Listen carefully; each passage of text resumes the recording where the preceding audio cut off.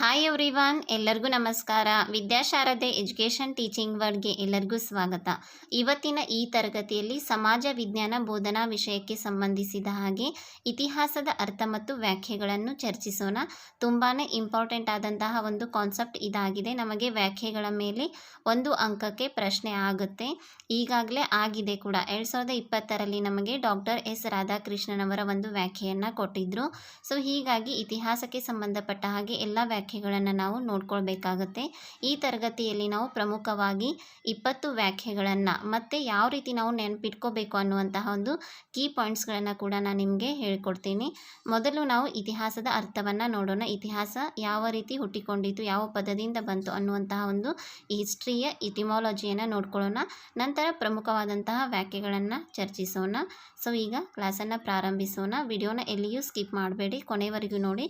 ಒಂದು ಕ್ವಶನ್ ನಿಮಗೆ ಬಂದೇ ಬರುತ್ತೆ. ಇತಿಹಾಸದ ಅರ್ಥ. ಇತಿಹಾಸವನ್ನು ಸಮಾಜ ವಿಜ್ಞಾನಗಳ ಜನನಿ ಎಂದು ಕರೆಯಲಾಗಿದೆ. ಸಮಾಜ ವಿಜ್ಞಾನಗಳ ಜನನಿ ಎಂದು ಯಾವುದನ್ನು ಕರೆಯಲಾಗಿದೆ ಅಂತ ಪ್ರಶ್ನೆ ಬಂದರೆ ನಮ್ಮ ಉತ್ತರ ಏನಾಗಬೇಕು? ಇತಿಹಾಸ ಆಗಬೇಕು. ನಮಗೆ ಅಲ್ಲಿ ಕನ್ಫ್ಯೂಷನ್ ಆಗುತ್ತೆ. ರಾಜ್ಯಶಾಸ್ತ್ರ, ಸಮಾಜಶಾಸ್ತ್ರ, ಆಮೇಲೆ ಅರ್ಥಶಾಸ್ತ್ರ, ಈ ರೀತಿ ಒಂದು ಆಪ್ಷನ್ಸ್ಗಳನ್ನ ಕೊಟ್ಟಿರ್ತಾರೆ. ಸೊ ನೆನಪಿಟ್ಕೊಳ್ಳಿ, ಸಮಾಜ ವಿಜ್ಞಾನಗಳ ಜನನಿ ಎಂದು ನಾವು ಇತಿಹಾಸವನ್ನು ಕರಿತೀವಿ. ಮಾನವನ ಪರಿಪೂರ್ಣ ಶಿಕ್ಷಣದ ಅವಿಭಾಜ್ಯ ವಿಷಯವೇ ಇತಿಹಾಸವಾಗಿದೆ. ಇತಿಹಾಸವು ಮಾನವನಷ್ಟು ಪುರಾತನವಾದದ್ದು. ಇತಿಹಾಸ ಏನು? ಮಾನವನಷ್ಟೇ ಪುರಾತನವಾದದ್ದು. ಅದು ಅವನೊಂದಿಗೆ ಹುಟ್ಟಿ ಅವನೊಂದಿಗೆ ಬೆಳೆದು ಅವನೊಂದಿಗೆ ಸಾಯುತ್ತದೆ. ಸ್ಮರಣೆ ಮಾನವನಿಗೆ ಅಗತ್ಯವೆಂದು ಎಂದು ಅರಿವಾಯಿತೋ ಅಂದೇನು ಈ ಇತಿಹಾಸ ಅನ್ನುವುದು ಹುಟ್ಟಿಕೊಂಡಿದೆ. ಇತಿಹಾಸವನ್ನು ಬರೆಯಲು ಪ್ರಾರಂಭಿಸಿದವರು ಯಾರು? ಗ್ರೀಕರು. ನೆನ್ಪಿಟ್ಕೊಳ್ಳಿ, ಇತಿಹಾಸವನ್ನು ಮೊದಲಿಗೆ ಬರೀಲಿಕ್ಕೆ ಪ್ರಾರಂಭಿಸಿದವರೇ ಗ್ರೀಕರಾಗಿದ್ದಾರೆ. ಸೊ ಆದ್ದರಿಂದ ಇತಿಹಾಸ ಲೇಖನ ಕಲೆಯ ತವರು ಮನೆ ಎಂದು ಗ್ರೀಕನ್ನು ಕರೆಯಲಾಗುತ್ತದೆ. ಸೊ ಇತಿಹಾಸವನ್ನು ಬರೀಲಿಕ್ಕೆ ಪ್ರಾರಂಭಿಸಿದವರೇ ಗ್ರೀಕರು. ಸೊ ಹೀಗಾಗಿ ನಾವು ಈ ಗ್ರೀಕನ್ನು ಏನಂತ ಕರಿತೀವಿ? ಇತಿಹಾಸ ಲೇಖನ ಕಲೆಯ ಒಂದು ತವರು ಮನೆ ಅಂತ ಕರಿತೀವಿ. ಸೊ ಈ ಪಾಯಿಂಟ್ಸ್ಗಳನ್ನ ನೆನ್ಪಿಟ್ಕೊಳ್ಳಿ. ಗ್ರೀಕ್ ದೊರೆ ಪೆರಿಕ್ಲಸ್ನ ಆಸ್ಥಾನದಲ್ಲಿದ್ದ ಹೆರೋಡೋಟಸ್ ಕ್ರಿಸ್ತಪೂರ್ವ 484ರಿಂದ 424ರವರೆಗೆ ಇತಿಹಾಸವನ್ನು ಬರೀಲಿಕ್ಕೆ ಆರಂಭಿಸಿದಂತಹ ಒಬ್ಬ ಮೊದಲ ವ್ಯಕ್ತಿಯಾಗಿದ್ದಾನೆ. ಸೊ ಹೀಗಾಗಿ ಇವರಿಗೆ ಇತಿಹಾಸದ ಪಿತಾಮಹ ಅಂತ ಕರಿತೀವಿ. ಈ ಒಂದು ಪ್ರಶ್ನೆ ಕೂಡ ನಮಗೆ ಆಗಿದೆ. ಇತಿಹಾಸದ ಪಿತಾಮಹ ಯಾರು ಅಂತ ಕೇಳಿದರೆ ಹೆರೋಡೋಟಸ್ ನಮ್ಮ ಉತ್ತರ ಆಗಬೇಕು. ಸೊ ಈ ಪಾಯಿಂಟನ್ನು ಕೂಡ ನೆನ್ಪಿಟ್ಕೊಳ್ಳಿ. ಆಧುನಿಕ ಇತಿಹಾಸದ ಪಿತಾಮಹ, ನಮಗೆ ಜಸ್ಟ್ ಇತಿಹಾಸದ ಪಿತಾಮಹ ಅಂತ ಕೇಳಿದರೆ ಹೆರೋಡೋಟಸ್. ಅದೇ ಆಧುನಿಕ ಇತಿಹಾಸದ ಪಿತಾಮಹ ಯಾರು ಅಂತ ಕೇಳಿದರೆ ಲಿಯೋಪೋಲ್ಡ್ ಓನ್ ರಾಂಕೆ, ಜರ್ಮನಿಯ ಲಿಯೋಪೋಲ್ಡ್ ಓನ್ ರಾಂಕೆ ಇವರು ಆಧುನಿಕ ಇತಿಹಾಸದ ಪಿತಾಮಹರಾಗಿದ್ದಾರೆ.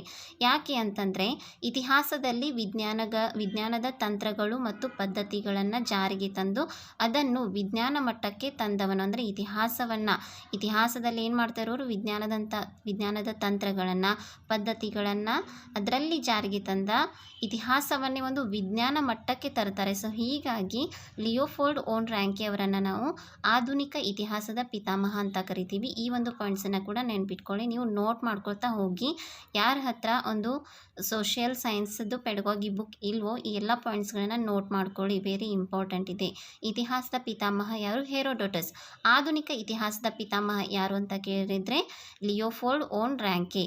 ಯಾಕೆ ಅಂತಂದರೆ ಇವರು ಇತಿಹಾಸದಲ್ಲಿ ವಿಜ್ಞಾನದ ತಂತ್ರಗಳನ್ನು, ಪದ್ಧತಿಗಳನ್ನು ಜಾರಿಗೆ ತಂದು ಇತಿಹಾಸವನ್ನು ಒಂದು ವಿಜ್ಞಾನ ಮಟ್ಟಕ್ಕೆ ತರ್ತಾರೆ. ಸೊ ಹೀಗಾಗಿ ಇವರಿಗೆ ಆಧುನಿಕ ಇತಿಹಾಸದ ಪಿತಾಮಹ ಅಂತ ಕರೀತಾರೆ. ಇವರು ಹೆರೋಡೋಟಸ್ರವರು ಮತ್ತು ಇವರು ಲಿಯೋಪೋಲ್ಡ್ ಓನ್ ರಾಂಕೆ ಅವರು. ಮತ್ತು ಹೆರೋಡೋಟಸ್ ಅವರ ಒಂದು ಕೃತಿ ಇದೆ. ಯಾವುದು ಅಂತ ಅಂದರೆ the history of Persian war. ಇಲ್ಲಿ ನನಗೆ ಪಾಯಿಂಟನ್ನು ಆ್ಯಡ್ ಮಾಡಲಿಕ್ಕೆ ನೆನಪಾಗಲಿಲ್ಲ. ಸೊ ನೀವು ಅದನ್ನು ನೋಟ್ ಮಾಡ್ಕೊಳ್ಳಿ. ವೆರಿ ಇಂಪಾರ್ಟೆಂಟ್ ಇದೆ. ಹೊಂದಿಸಿ ಬರೆಯಿರಿ ಬರುತ್ತಲ್ವ, ಅಲ್ಲಿ ನಮಗೆ ಕೇಳ್ಬೋದು. ಹೆರೋಡೋಟಸ್ನ ಕೃತಿ ಯಾವುದು? The history of Persian war. ಇನ್ನು ನೆಕ್ಸ್ಟ್ ಇತಿಹಾಸದ ಪದೋತ್ಪತ್ತಿ, ಅಂದರೆ ಇತಿಹಾಸ ಯಾವ ರೀತಿ ಹುಟ್ಟಿಕೊಂಡಿತು, ಯಾವ ಪದದಿಂದ ಹುಟ್ಟಿಕೊಂಡಿತು ಅನ್ನುವಂಥ ಒಂದು ಹಿಸ್ಟ್ರಿಯ ಇಟಿಮಾಲಜಿನ ನೋಡೋಣ. ಇತಿಹಾಸ ಎಂಬ ಪದ ಆಂಗ್ಲ ಭಾಷೆಯ ಹಿಸ್ಟರಿ ಎಂಬ ಪದದಿಂದ ಬಂದಿದ್ದು. ಇತಿಹಾಸಕ್ಕೇನು? ಇದು ಆಂಗ್ಲ ಭಾಷೆ ಹಿಸ್ಟ್ರಿ ಎಂಬ ಪದದಿಂದ ಬಂದಿದೆ. ಹಿಸ್ಟ್ರಿ ಎಂಬ ಪದ ಗ್ರೀಕ್ ಭಾಷೆಯ ಹಿಸ್ಟೋರಿಯಾ ಎಂಬ ಪದದಿಂದ ಬಂದಿದೆ. ಇದನ್ನು ಕೂಡ ನೆನ್ಪಿಟ್ಕೊಳ್ಳಿ. ವೆರಿ ಇಂಪಾರ್ಟೆಂಟ್ ಇದೆ. ಹಿಸ್ಟ್ರಿ ಎಂಬ ಪದ ಗ್ರೀಕ್ ಭಾಷೆಯ ಹಿಸ್ಟೋರಿಯಾ ಎಂಬ ಪದದಿಂದ ಬಂದಿದೆ. ಹಾಗಾದರೆ ಹಿಸ್ಟೋರಿಯಾ ಅಂತಂದರೆ ಏನು? ಹಿಸ್ಟೋರಿಯಾ ಪದದ ಅರ್ಥ ನಿಜವಾಗಿ ಏನು ಸಂಭವಿಸಿತು ಅಥವಾ ಸತ್ಯಾನ್ವೇಷಣೆ, ವಿಚಾರಣೆ, ಸಂಶೋಧನೆ, ಎಂಬ ಅರ್ಥವನ್ನು ನೀಡುತ್ತೆ. ಸಂಸ್ಕೃತ ಸಾಹಿತ್ಯದ ಪ್ರಕಾರ ಇತಿಹಾಸ ಎಂಬ ಪದವನ್ನು ವಿಶ್ಲೇಷಿಸಿದ್ದಾರೆ. ಇದು ಕೂಡ ವೆರಿ ಇಂಪಾರ್ಟೆಂಟ್ ಇದೆ.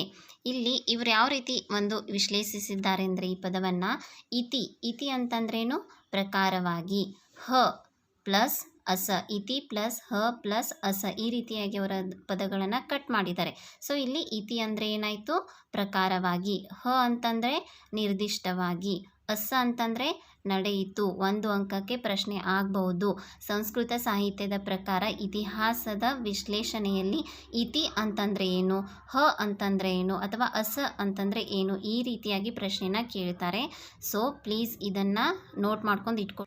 ಇತಿ ಅಂತಂದರೆ ಪ್ರಕಾರವಾಗಿ, ಹ ಅಂದರೆ ನಿರ್ದಿಷ್ಟವಾಗಿ, ಅಸ ಎಂದರೆ ನಡೆಯಿತು. ಈ ಪಾಯಿಂಟ್ಸ್ಗಳನ್ನು ನೋಟ್ ಮಾಡ್ಕೊಳ್ಳಿ. ಹಿಂದೆ ಈ ಪ್ರಕಾರವಾಗಿ ನಿರ್ದಿಷ್ಟವಾಗಿ ನಡೆಯಿತು ಎನ್ನುವುದು ಇತಿಹಾಸ. ಇದು ಯಾವುದರ ಪ್ರಕಾರ, ಒಂದು ಸಂಸ್ಕೃತ ಸಾಹಿತ್ಯದ ಪ್ರಕಾರ. ಈಗ ಇತಿಹಾಸದ ಪ್ರಮುಖ ವ್ಯಾಖ್ಯೆಗಳನ್ನು ನೋಡೋಣ. ವಿತ್ ಕೀ ಪಾಯಿಂಟ್ಸ್ ಕೂಡ ನಿಮಗೆ ಹೇಳ್ತೀನಿ ಯಾವ ರೀತಿ ನಾವು ವ್ಯಾಖ್ಯೆಯನ್ನು ನೆನ್ಪಿಟ್ಕೋಬೇಕು ಅಂತ. ನಮಗೆ ಕಂಪ್ಲೀಟಾಗಿ ಒಂದು ವ್ಯಾಖ್ಯೆನ ನೆನ್ಪಿಟ್ಕೊಳ್ಳಿಕ್ಕೆ ಅಸಾಧ್ಯ. ಸೊ ಹೀಗಾಗಿ ನಾವು ಕೀ ಪಾಯಿಂಟ್ಸ್ಗಳನ್ನು ಮಾಡ್ತಾ ನೆನ್ಪಿಟ್ಕೊಳ್ಳೋಣ, ಓಕೆನಾ. ಸೊ ಈಗ ಫಸ್ಟ್ ಒನ್ ಹೆರೋಡೋಟಸ್ ಅವರ ಬಗ್ಗೆ 2 ವ್ಯಾಖ್ಯೆಗಳಿವೆ. 2 ವ್ಯಾಖ್ಯೆಗಳನ್ನ ನೆನ್ಪಿಟ್ಕೊಳ್ಳೇಬೇಕು. ಏನು ಹೇಳಿದ್ದಾರೆ ಅಂತಂದರೆ, ಇತಿಹಾಸವು ಶ್ರೇಷ್ಠ ವ್ಯಕ್ತಿಗಳ ಚರಿತ್ರೆ ಅಂತ ಹೇಳಿದ್ದಾರೆ. ಮತ್ತೊಂದು, ಇತಿಹಾಸವು ಮಹಾನ್ ವೀರರ ಮತ್ತು ಮಹತ್ವಪೂರ್ಣ ಘಟನೆಗಳ ದಾಖಲೆಯೇ ಇತಿಹಾಸ ಅಂತ ಹೆರೋಡೋಟಸ್ ಅವರು ಹೇಳಿದ್ದಾರೆ. ಇಲ್ಲಿ ನೀವೇನು ನೆನ್ಪಿಟ್ಕೋಬೇಕು ಅಂತಂದರೆ, ಹೆರೋಡೋಟಸಲ್ಲಿ ಶ್ರೇಷ್ಠ ವ್ಯಕ್ತಿಗಳ ಚರಿತ್ರೆ ಅನ್ನೋದನ್ನು ನೆನ್ಪಿಟ್ಕೊಳ್ಳಿ. ಶ್ರೇಷ್ಠ ವ್ಯಕ್ತಿಗಳ ಚರಿತ್ರೆ ಅಂತ ಬಂದಾಗ ನಿಮ್ಮ ಉತ್ತರ ಹೆರೋಡೋಟಸ್ ಆಗಬೇಕು. ಮತ್ತು ಈ ವಾಕ್ಯವನ್ನು ಕೊಟ್ಟಾಗ ವೀರ ಮತ್ತು ಮಹತ್ವಪೂರ್ಣ ವೀರರ, ಇದನ್ನು ಮಹಾನ್ ವೀರರ ಅನ್ನುವಂಥ ಒಂದು ಕೀ ಪಾಯಿಂಟನ್ನು ನೆನ್ಪಿಟ್ಕೊಳ್ಳಿ. ಇನ್ನು ನೆಕ್ಸ್ಟ್, ರವೀಂದ್ರನಾಥ್ ಟ್ಯಾಗೂರ್ ಅವರ ಪ್ರಕಾರ ಇರುವುದೊಂದೇ ಇತಿಹಾಸ, ಅದು ಮಾನವನ ಇತಿಹಾಸ. ಇರುವುದೊಂದೇ ಇತಿಹಾಸ, ಈ ಒಂದು ಕೀ ಪಾಯಿಂಟನ್ನು ನೀವು ನೆನ್ಪಿಟ್ಕೊಳ್ಳಿ. ನಾನು ಇಷ್ಟೇ ನೆನ್ಪಿಟ್ಕೊಳ್ಳೋದು, ಇರುವುದೊಂದೇ ಇತಿಹಾಸ ಅಂತ ಯಾರು ಹೇಳಿದ್ದಾರೆ, ರವೀಂದ್ರನಾಥ್ ಟ್ಯಾಗೂರ್ ಅವರು. ಇಷ್ಟು ಕಂಪ್ಲೀಟಾಗಿ ನೆನ್ಪಿಟ್ಕೊಳ್ಳಿಕ್ಕೆ ಅಸಾಧ್ಯ ಆಗಿದೆ. ಸೊ ಹೀಗಾಗಿ ನಾವು ಸ್ವಲ್ಪ ಅಷ್ಟೇ ಅದನ್ನು ನೆನ್ಪಿಟ್ಕೊಳ್ತಾ ಹೋಗೋಣ. ಇರುವುದೊಂದೇ ಇತಿಹಾಸ ಅಂತ ಬಂದಾಗ ನಮ್ಮ ಉತ್ತರ ರವೀಂದ್ರನಾಥ್ ಟ್ಯಾಗೂರ್ ಅವರು ಆಗಬೇಕು. ಇನ್ನು ನೆಕ್ಸ್ಟ್, ಕಾಲಿಂಗ್ವುಡ್ ಅವರ ಪ್ರಕಾರ ಇತಿಹಾಸವು ಗತಕಾಲದ ಅನುಭವಗಳ ಕಾಯಿದೆಯಾಗಿದೆ. ಇಲ್ಲಿ ನಾನು ಮಾಡ್ಕೊಂಡಿರುವಂಥ ಒಂದು ಕೀ ಪಾಯಿಂಟ್ ಏನಂದರೆ, ಇಲ್ಲಿ ಕಾಲಿಂಗ್ಗೆ ಕಾ ಬರುತ್ತೆ, ಹೌದಲ್ವಾ. ಸೊ ಅವರ ಒಂದು ಸೆಂಟೆನ್ಸ್ನಲ್ಲಿ ಕೂಡ ಕಾ ಅಂತ ಬಂದಿದೆ, ಕಾಯಿದೆ. ನಾನು ಸೇಮ್ ಇದನ್ನೇ ನೆನ್ಪಿಟ್ಕೊಂಡಿದೆ. ಕಾಲಿಂಗ್ವುಡ್ ಬಂತು ಅಂದರೆ ಕಾಯಿದೆ ಅಂತ ಬರುತ್ತೆ. ಸೊ ಕಾಲಿಂಗ್ವುಡ್ ಅವರು ಏನು ಹೇಳಿದ್ದಾರೆ, ಇತಿಹಾಸವು ಗತಕಾಲದ ಅನುಭವಗಳ ಕಾಯಿದೆಯಾಗಿದೆ ಅಂತ ಹೇಳಿದ್ದಾರೆ. ಕಾಯಿದೆ ಬಂದರೆ ಕಾಲಿಂಗ್ವುಡ್ ನಮ್ಮ ಉತ್ತರ ಆಗಬೇಕು. ಫ್ರಾಯ್ಡ್ರವರ ಪ್ರಕಾರ ಇದು ನಾವು ಸುಲಭವಾಗಿ ನೆನ್ಪಿಟ್ಕೋಬಹುದು. ಏನು ಅಂತಂದರೆ, ಸತ್ಯ ಅಸತ್ಯ, ಇಷ್ಟೇ ನೆನ್ಪಿಟ್ಕೊಳ್ಳಿ. ಈ ಕಂಪ್ಲೀಟ್ ವ್ಯಾಖ್ಯೆಯನ್ನು ನೆನ್ಪಿಟ್ಕೋಬೇಡಿ ನೀವು. ಸತ್ಯ ಅಸತ್ಯ ಬಂತು ಅಂದರೆ ನಮ್ಮ ಉತ್ತರ ಫ್ರಾಯ್ಡ್ ಆಗಬೇಕು. ಇವರೇನು ಹೇಳಿದ್ದಾರೆ, ಸತ್ಯ ಅಸತ್ಯತೆಯ ಸತ್ವವನ್ನು ಯುಗ ಯುಗಾಂತರಗಳಿಂದ ಪ್ರತಿಧ್ವನಿಸುವ ಪಂಚಾಮೃತವೇ ಇತಿಹಾಸ ಅಂತ ಹೇಳಿದ್ದಾರೆ. ಸೊ ಕಂಪ್ಲೀಟ್ ವ್ಯಾಖ್ಯೆಯನ್ನು ನೆನ್ಪಿಟ್ಕೋಬೇಡಿ, ನೀವು ನೋಟ್ ಮಾಡ್ಕೊಳ್ಳಿ. ಆದರೆ ನೆನಪಿಟ್ಕೋಬೇಕಾದ್ರೆ ಸತ್ಯ ಅಸತ್ಯ ಬಂದರೆ ಫ್ರಾಯ್ಡ್ ಅಂತ ನೆನ್ಪಿಟ್ಕೊಳ್ಳಿ. ಇನ್ನು ಮಾರ್ಕ್ ಬ್ಲಾಕ್ರವರ ಪ್ರಕಾರ ಇವರು ಯಾವ ರೀತಿ ಒಂದು ವ್ಯಾಖ್ಯೆಯನ್ನು ನೆನ್ಪಿಟ್ಕೋಬೇಕು ಅಂದರೆ, ಇವರು ಏನು ಹೇಳಿದ್ದಾರೆ, ವಿವಿಧ ಕಾಲಗಳಲ್ಲಿ ಮಾನವ ಹೇಗಿದ್ದ ಎನ್ನುವುದರ ಒಂದು ವೈಜ್ಞಾನಿಕ ಅಧ್ಯಯನವು ಇತಿಹಾಸ ಎಂದಿದ್ದಾರೆ.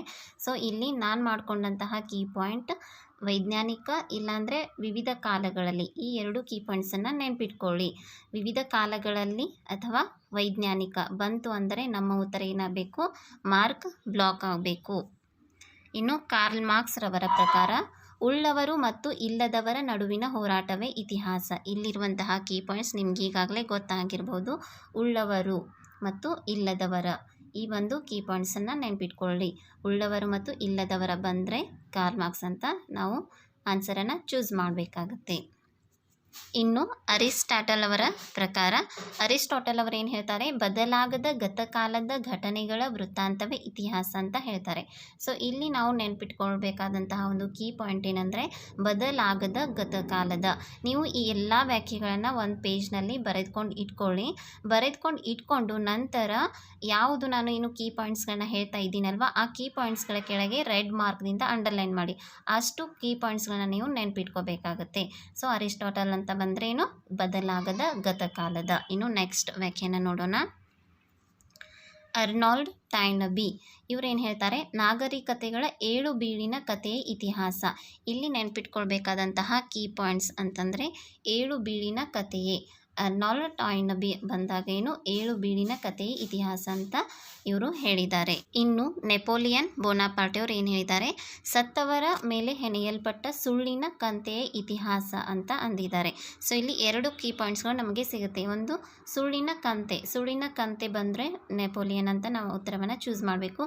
ಇಲ್ಲ ಅಂತಂದರೆ ನಿಮಗೆ ಇದು ಈಸಿ ಅನಿಸಿದರೆ ಇದನ್ನು ಕೂಡ ನೆನ್ಪಿಟ್ಕೋಬಹುದು. ಏನು, ಸತ್ತವರ ಮೇಲೆ ಹೆಣೆಯಲ್ಪಟ್ಟ ಅನ್ನುವಂಥ ಒಂದು ಕೀ ಪಾಯಿಂಟನ್ನು ಕೂಡ ನೀವು ನೆನ್ಪಿಟ್ಕೊಳ್ಬಹುದು. ಇದನ್ನು ಬಿಟ್ಟು ನಿಮಗೆ ಈಸಿ ಇರುವಂತಹ ಕೀ ಪಾಯಿಂಟ್ಸ್ ಇದ್ದರೆ ಅದನ್ನು ಕೂಡ ನೀವು ಫಾಲೋ ಅಪ್ ಮಾಡಿ. ನಾನು ಯಾವ ರೀತಿ ನೆನ್ಪಿಟ್ಕೊಂಡಿದ್ದೆ, ಇನ್ನು ನೆನ್ಪಿಟ್ಕೋತೀನಿ ಅನ್ನುವಂಥ ವಿಧಾನಗಳನ್ನು ನಾನು ಹೇಳ್ತಾ ಇದ್ದೀನಿ. ಓಕೆನಾ?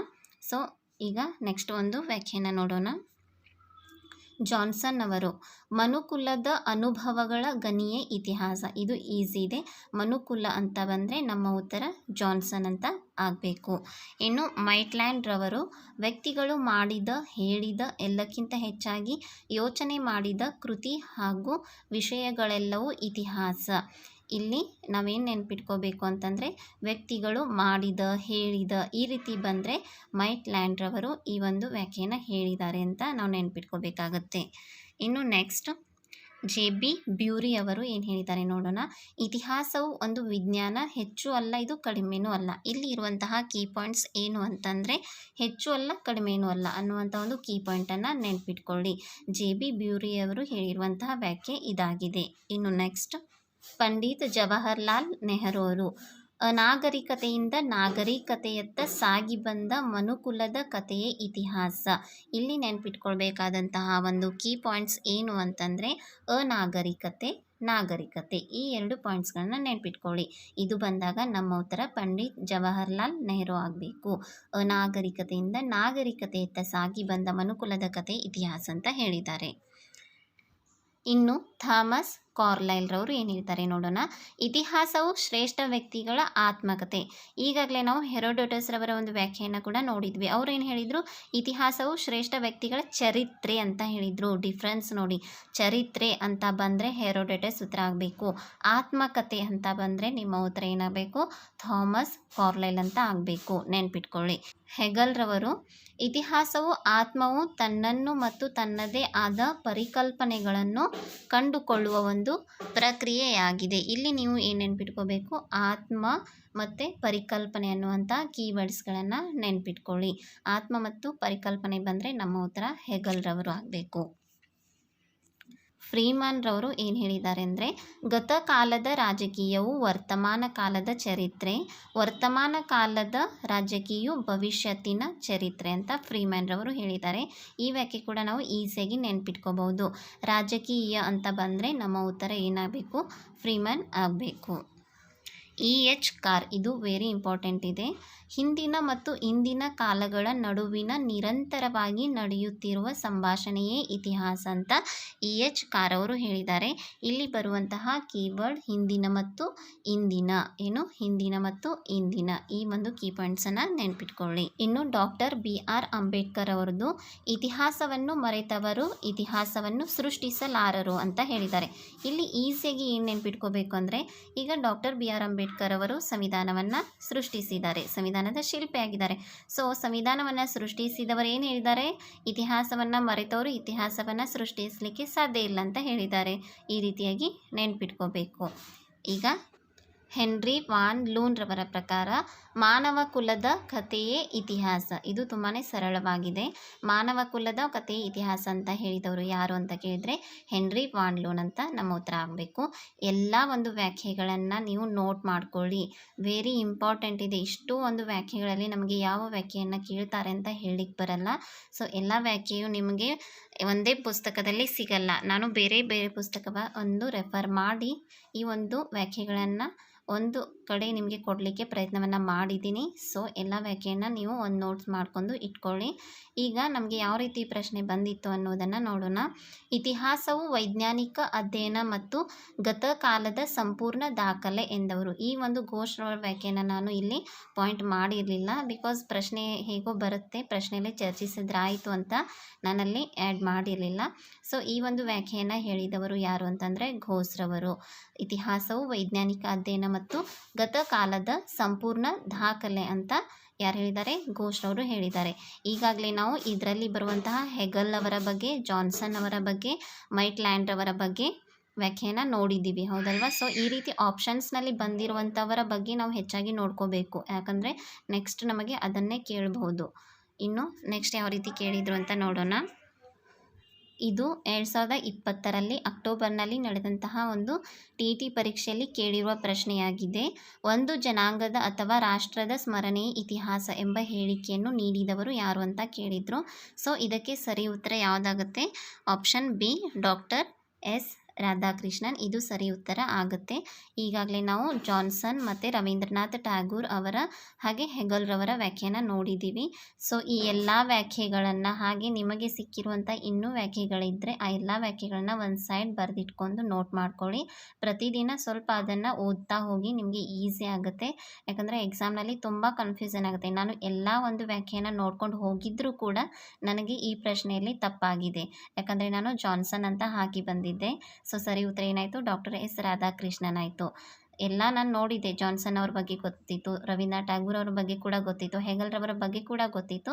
ಡಾಕ್ಟರ್ ಎಸ್ ರಾಧಾಕೃಷ್ಣನ್ ಅವ್ರ ಬಗ್ಗೆ ನಾನು ನೋಡಿರಲಿಲ್ಲ. ಸೊ ಇವ್ರು ಮೂರು ಗೊತ್ತಿದ್ದು ಅದನ್ನು ನಾನು ರೈಟ್ ಹಾಕಬೇಕಾಯಿತು, ಆದರೂ ಕೂಡ ನನಗೆ ಕನ್ಫ್ಯೂಷನ್ ಆಯಿತು. ಸೊ ಹೀಗಾಗಿ ಹೇಳ್ತಾ ಇದ್ದೀನಿ, ಒಂದು ಸೈಡ್ ಬರೆದಿಟ್ಕೊಂಡು ಪ್ರತಿದಿನ ನೋಡಿ, 1 ಅಂಕ ನಿಮಗೆ ಖಂಡಿತವಾಗ್ಲೂ ಬಂದೇ ಬರುತ್ತೆ. ಸೊ ಈ ಒಂದು ವಿಡಿಯೋ ಇಷ್ಟ ಆಗಿದೆ, ಹಾಗೆ ಉಪಯುಕ್ತ ಆಗಿದೆ ಅಂತ ನಾನು ಭಾವಿಸ್ತೀನಿ. ವಿಡಿಯೋ ಮಧ್ಯದಲ್ಲಿ ಸ್ವಲ್ಪ ಡಿಸ್ಟರ್ಬೆನ್ಸ್ ಆಗಿದೆ, I am sorry for that. So video ಇಷ್ಟ ಆದರೆ ಪ್ಲೀಸ್ ಲೈಕ್ ಮಾಡಿ, ಶೇರ್ ಮಾಡಿ. ಮತ್ತು ಹೊಸದಾಗಿ ಯಾರೆಲ್ಲ ನೋಡ್ತಾ ಇದ್ದೀರೋ ನಮ್ಮ ಚಾನಲ್ನ ಸಬ್ಸ್ಕ್ರೈಬ್ ಮಾಡ್ಕೊಳ್ಳಿ. ಪಕ್ಕದಲ್ಲೇ ಇರುವಂತಹ ಬೆಲ್ ಬಟನನ್ನು ಪ್ರೆಸ್ ಮಾಡೋದರ ಮೂಲಕ ನಮ್ಮ ಜೊತೆ ಯಾವಾಗಲೂ ನೋಟಿಫೈ ಆಗಿರಿ ಅಂತ ಹೇಳ್ತಾ ಈ ತರಗತಿಯನ್ನು ಮುಗಿಸ್ತೀನಿ. Thank you so much all of you.